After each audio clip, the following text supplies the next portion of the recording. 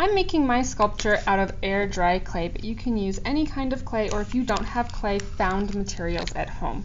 I also have a piece of paper so that I have something to put it on so it doesn't get stuck to the table, and toothpicks because I'm going to use them kind of like skeletons inside my sculpture.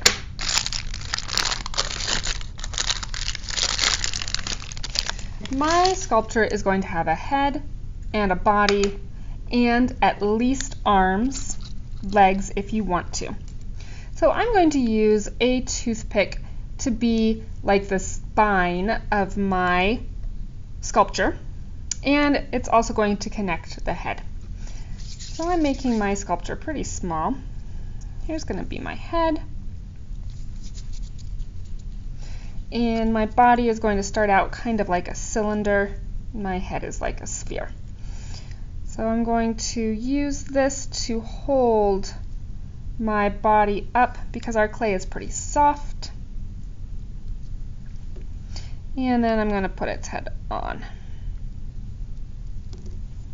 So now I have a head and a body.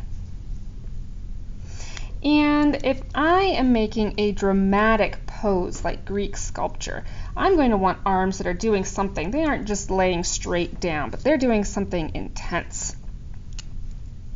I think I'm going to do Zeus for my sculpture. So he's going to be holding a lightning bolt up above his head. So I have the upper arm, and I'm just wrapping clay around it. And then I'm going to break off a little bit more of my toothpick because he's holding his arm up. If I didn't have this skeleton in there, my clay would kind of just droop and it wouldn't stay up. All right. So he's holding his arm above his head, and then I'll make a lightning bolt.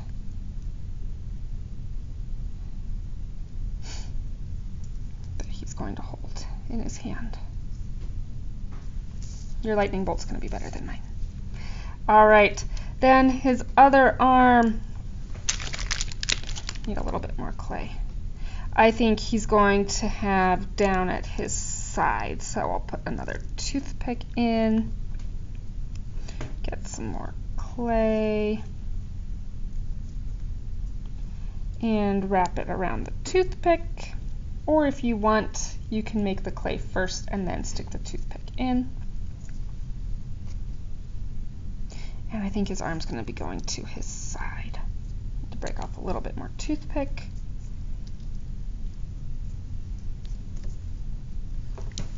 Because he's doing a strong Zeus pose. With his hand on his hip. All right, so now I have a body, a head, and two arms. My Zeus needs a face, so I'm gonna give him, my Zeus has a pretty big nose, it looks like. And if I take just tiny pieces of clay, I can make tiny balls for eyes. And he had very curly hair, so I might make squiggly lines with my clay and kind of curl it around. All right, I'm going to keep working on my Zeus and come back. One of my favorite things about this kind of clay, now that I've finished sculpting it, is that I can use regular markers to go in and start coloring my sculpture. So my lightning bolt is going to be bright yellow, and then I'll draw the tunic on my sculpture,